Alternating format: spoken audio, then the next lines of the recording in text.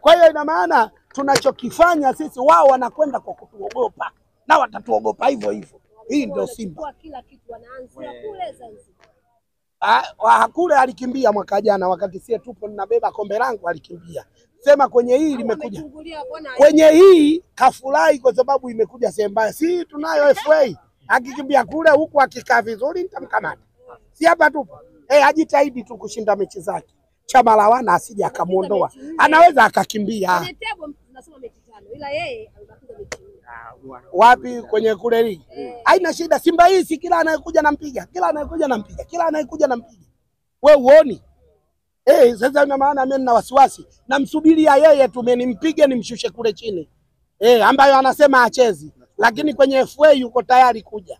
Lakini kwenye kule muungano anataka pia. Hii kwenye ligi hataki. Wewe ujioni ana nini hapo? Ngadu kwa ngadu. Toa mguu na weka mguu. Toa mguu na weka mguu. Waje wazee wao tuwamalize pale, tukaezie kileleni, tusishuke tena mpaka ligi inaisha.